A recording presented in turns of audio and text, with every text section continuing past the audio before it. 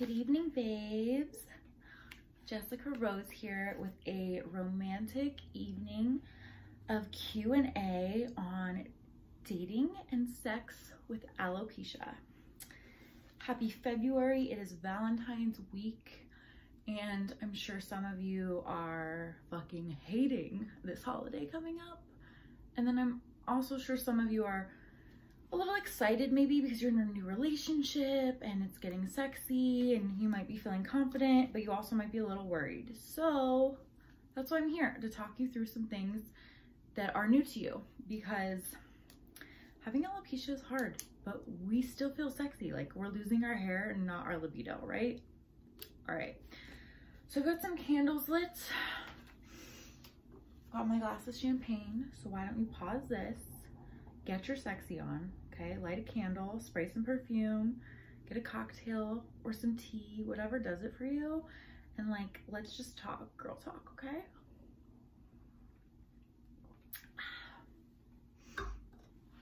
Okay, so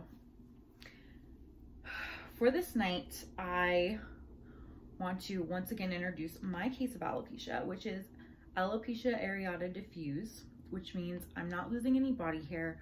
My eyebrows and eyelashes are still intact. The hair on my head still grows, it's just thin throughout. It's kind of like diffused hair loss all throughout my scalp. So, you know, it's thin. It's thin to where wearing it on its own, it's obvious that something's wrong, that I don't have a full head of hair. So when I'm answering these questions, I'm answering it from my perspective of my specific hair loss. I can't speak for every other case of alopecia because I don't know. I don't know what it's like to lose your eyebrows and your eyelashes and, you know, have totalis. Like, I don't know what that's like.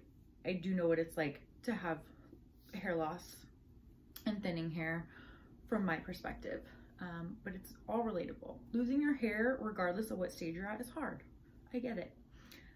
But I want everyone to know that there is love after hair loss. So let's dive into these questions that you guys have given me. Now that you've got your cocktail and your candles lit or your tea or whatever, maybe put on some lingerie, but I just want you to feel sexy when we're talking about this stuff, because it's important, you know? So let's do it. I have my sexiest wig on. This is the King Kylie from Freedom Couture. It's beautiful. I love it. It's a lot of hair and I have a little head. It also itches like fucking crazy. I don't know why. It's the lace. Like, it's so weird to me. I've never had a wig that I just can't get used to. So this one itches, but she's sexy as fuck, right? Okay, so our first question, I have 8 questions, by the way, and some of them are kind of intertwined, so I grouped them into 8. So number 1, when should you tell someone you wear a wig or topper? So when you're first starting dating someone, should you tell them at that point?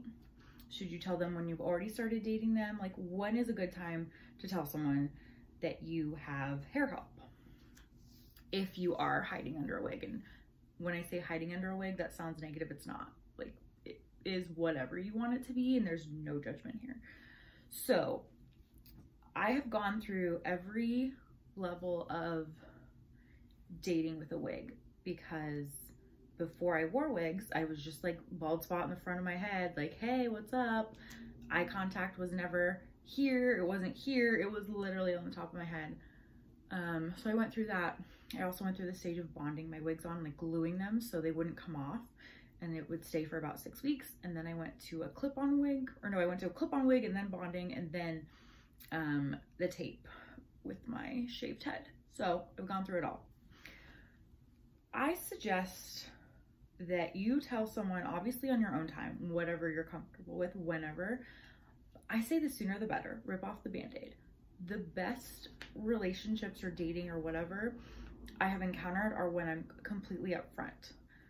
But what really matters is your delivery. So it's not only, oh, I told him on the first date, or I put it on my dating application, or my dating application, geez, my dating app profile, like pictures of my bald head, and you know, I just say, hey, I wear wigs, or I shave my head, whatever. So there's no right or wrong way to introduce it, but it's how you deliver it, really. Because if you say, you need to sit down. I have something to tell you, like 3 weeks in.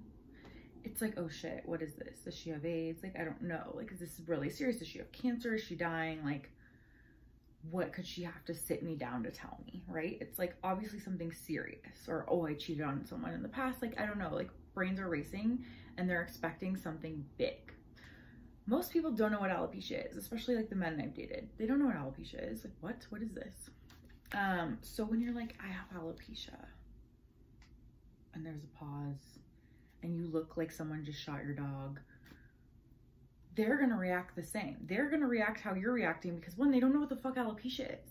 So they think it's serious if you deliver it in a serious tone. And yes, it is serious, and we're not belittling what we're going through, but my point is you have control on your delivery. So if you're like, oh yeah, by the way, I have alopecia. It's a hair loss thing. Like, it's so crazy. My body like rejects its own hair and spits it out because it thinks it's under attack. So if I grow hair, it falls out or it doesn't grow back at all. So I wear wigs. Thank God there's wigs, you know? Thank God Kylie and Beyonce made wigs so acceptable. Done. He's like, oh, that's cool. Doesn't give a fuck, because you know why? You're still hot. You still got tits and ass. They don't really care, right? Granted, there are some stories I've heard where guys are weirded out by it. Again, I do believe your delivery has everything to do with it. And also, like, if they're weirded out by it, good fucking riddance, right? Like, you should be in a place, not you should be, you will get to a place where you don't care about that stuff. About any guy that doesn't have time for you or thinks it's disgusting that you're losing your hair. Okay, bye, Felicia. You're gonna be fucking bald at 42 because I've seen your dad. So, to answer your question, when is a good time to tell someone? I say the beginning. I say if you are on Tinder or whatever, Bumble, Hinge, I say put a picture. And most of you are like, yeah, fucking right. I would never post a picture of my natural hair. Okay, don't. If you're not going to post a picture, then put it in your bio. Like, love hair, helper hair, like, love wigs, love toppers. Like, and they can be like, what's a topper? What's a hair topper? And you can explain it. And it's like, done. Get it out of the way. Because here's the thing. You haven't met the person on the app, right? It's just a person behind a screen you're seeing pictures of. And they may not even look like they're fucking pictures. So what does it hurt to be honest to a stranger that you've never met in person? It doesn't hurt. And it's good practice, by the way. So even if you want to swipe on some guys that you would never date just to practice having that conversation, I totally support that, because the sooner you get it out there, the better. Let's say you didn't meet on an app though. How do you tell them? First date, there's such random conversations you can have, you know, like, oh my God, what's the weirdest fact about you? Or what's one thing no one would ever know unless you told them? Like, whatever. What's something you wouldn't know by looking at me? There's ways to incorporate it. Again, it's a fun fact. Like, whenever I have to put a fun fact on any kind of application, it's like, oh, I wear wigs. Because it is fun. To me, it's fun. It's fun now. And granted, it also depends on what part of your journey you are on. I feel like I'm beating this one question to death and we're going to be here all night. So I'm going to move on. Okay, so, oh, but just to say, does anyone ever like put like, oh, I wear extensions? I need to tell you something, I wear extensions. No one gives a fuck about extensions. Why should they care about toppers or wigs? Okay, I'm done. Moving on. Okay, how do you start a love life with alopecia? Like, when you're first making out, when you're first hooking up, like, how do you, and they're gonna touch your hair, like, how do you bring it up so soon, especially if it's in the moment, right? If you haven't addressed it. So again, I say bring it up front, but it is hard, you know, when it's so soon that you don't know what a good time is, because, you know, you're kissing and, or like, you just have a great date and it didn't come up, let's say, just, you didn't have an opportunity to say it. And then you start kissing and you're like, oh shit.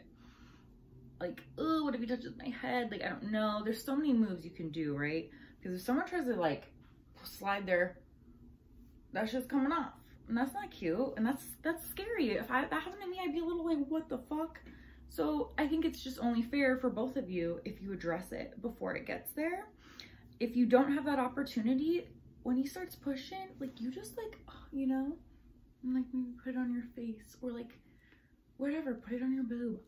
Just like move it to where you're comfortable. Sorry, I'm getting dry mouth. Okay, so Which brings me to a lot of these questions were the same, which is so fucking awesome, which means everyone's wondering the same shit. And I love that because these are all questions I had. Hands and kissing. How do you deal with that when it's so soon? So again, the hand thing, the kissing thing also. What if you were like, first date, you talk about pet peeves, stuff you hate.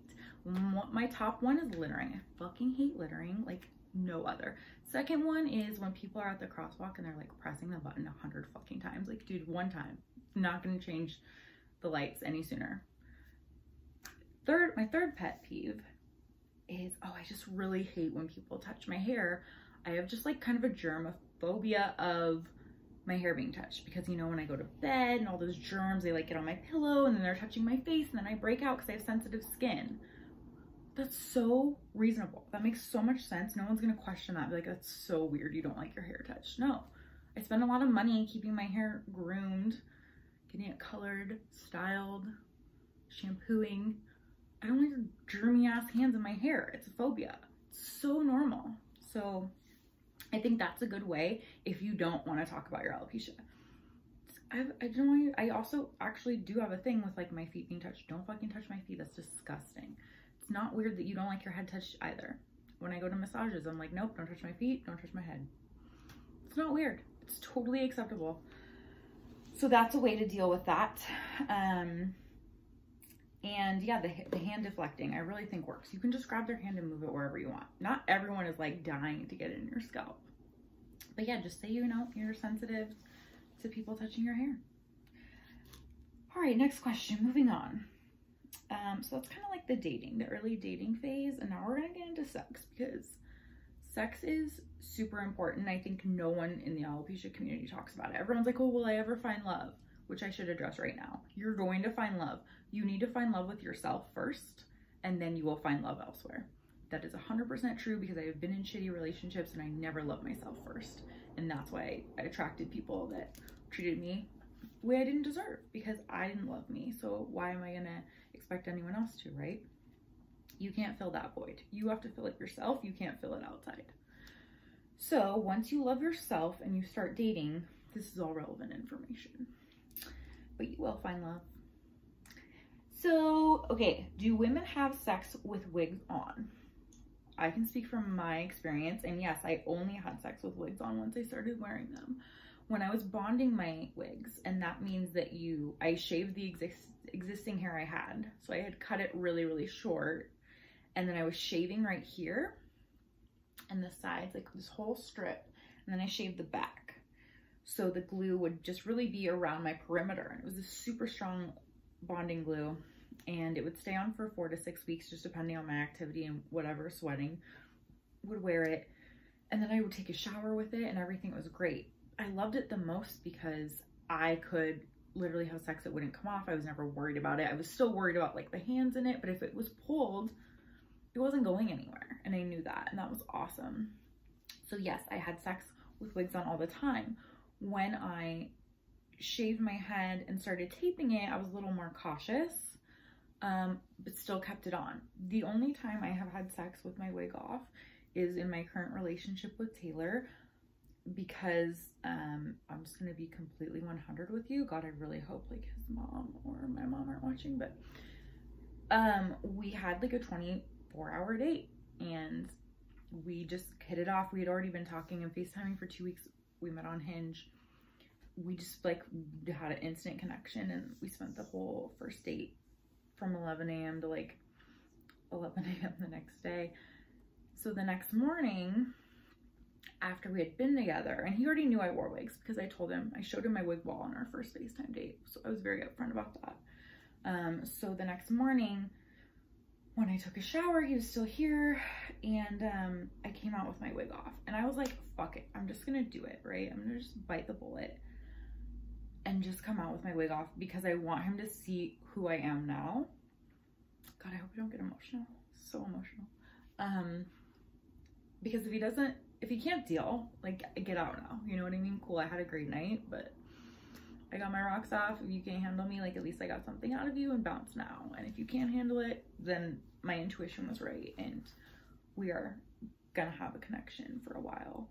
And he loved it. He kissed my head like the first day. He thought it was great. He's like, you're still beautiful. And I believed him, which is weird because sometimes people tell you that and like we're such harsh critics on ourselves, we don't believe it. So I was like, but I believed it with him. He was genuine. He wasn't blowing smoke up my ass. He had nothing to gain from lying to me because he didn't have to say anything. He could have just been like, oh, cool. Like, but he was really sweet about it. So from then on, in the beginning of us dating, I kind of still wanted the wig on. And then as I got more comfortable, I was like, fuck it. Like it's, you know, I'm taping it, it's sweat, gets it falling off more. I don't want to deal with it. So then I started taking my wig off during sex. Still kind of nervous with it. It was still like, oh God, I feel like he thinks he's fucking like a 12-year-old boy. Like if he like wakes up in the middle of the night and sees me, it's like, what the fuck is this? It's not sexy. But he never made me feel that way. So now I have sex with my wig off more than I have it with my wig on. The wig on is more for when I just want to feel sexy, you know? I feel my best when I have a wig on. I just feel prettier. I feel more confident. So it does change the mood, the vibe of the night if I keep my wig on during sex or not. So that's my question. Yes, I keep a wig on during sex, and it's definitely possible, especially if your partner already knows that you're wearing wigs, because they're not going to be tugging it. But again, you have to like know your wig glue and know when you're getting sweaty and pay attention, and that is kind of taking you out of the moment. So it just kind of depends on where your head's at, literally and figuratively, with the situation. Okay, question number 6. Oh gosh, do women have sex with wigs on? Yes. Do you keep your wig on during sex? Is number 5. I skipped 5. So yeah, I kind of answered both of those in one. Women do have sex with their wigs on, and I keep mine on during sex. I don't think I have. I don't think I've ever had sex and been like, oh, fuck this, it's too hot. It will probably happen, guaranteed, because I'm comfortable with Taylor enough to do that. If we get into like a role play and then all of a sudden I'm like, no, it's too hot, whatever, I'm taking it off, throw it across the room. Guaranteed it will happen. It has not happened yet, so I haven't taken it off during sex. No, I have not done that. I encourage you to, and if anyone has, please let me know, because that is really exciting and fun, and I feel like that's so liberating. Like I might do that tonight and just let you know how it feels. Okay, number 6. Do you think it turns a guy off when the wig comes off? So in my fucked up mind, because we're all a little insecure with alopecia, yes, I do. Like I literally just said, I think that in the middle of the night he'll roll over and be like, oh, who's this man? Who's this 12-year-old boy? I literally call myself a 12-year-old boy without hair and makeup. It's weird. Don't have the body of a 12-year-old, but I don't know. So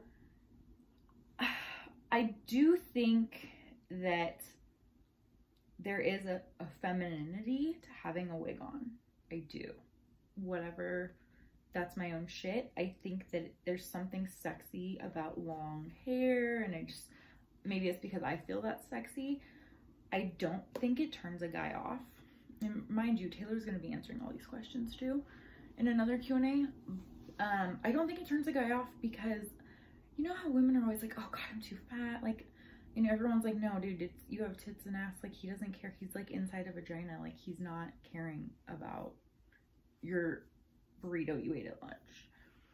I think it's the same with our head. Like, why does he care? Like, nothing else is changing. It's still us. So we just don't have hair that's like scratching his face when we're on top. Like, I think it's probably better. It gets in the way, and then half the time you're like eating it and you're like stuck in your lip gloss, and it's stuck in his when you're kissing. Like, it kind of gets in the way. So I absolutely don't think it turns a guy off if you are having sex without a wig, because he's still there for it, right? He's not like, oh, never mind, I'm out. Or, oh, could you put that back on? If that happens, you're with the wrong guy or girl. This is gender neutral. It doesn't matter. I'm speaking from my perspective because I sleep with a man. Okay. Question number 7. What is the equivalence of pulling hair with wigs on or no wig? So like if you like, because that's the thing, it's a turn on. A lot of guys or women want to pull your hair because it's like control and it's sexy and it's a dominance thing. And I do see why that's such a turn on, But because that's not an option for me usually, because now I barely take my wigs on, I just put them on.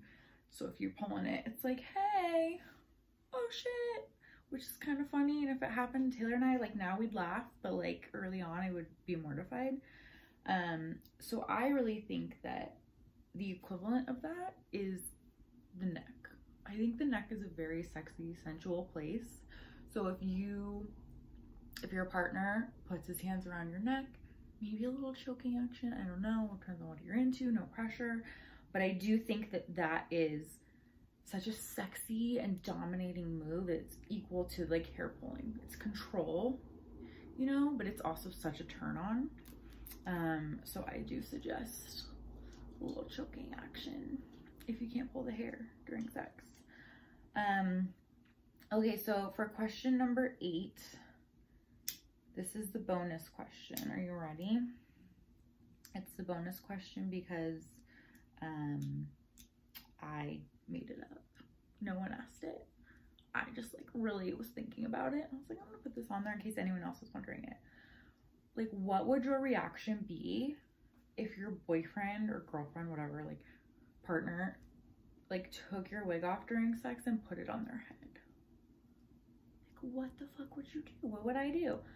I honestly think that if it happened, it shows one that they're totally comfortable with it. And if you're comfortable with it too and you're good at laughing at yourself, like it could be super funny and like playful and just like kind of normalizing it. If you're sensitive about your alopecia, then you might get offended that like, oh, he's making a joke about my hair loss. So then I could see how you get offended. I personally think it's funny, but I don't know if I'm there yet. I think you'd have to try it and then we'd find out. But I do think that it kind of normalizes it, you know? Like, I feel like guys joke around and like put on women's underwear or their bra like the next morning. So like, what's the difference about, if we're treating our wig as an accessory, like it should be playful. And I think that's what's so important about alopecia is how do you make it something that's not this thing I'm suffering with, but it's just like my accessory. Like, yeah, my head's shaved and I wear wigs and toppers and like, this is just like my fun shit. This is what is sexy. It's like putting on lingerie, putting on a wig. It's just extra. So the more we play with that, the more comfortable we're going to be in bed and with our partner. And it's really vulnerability and exploring ourselves.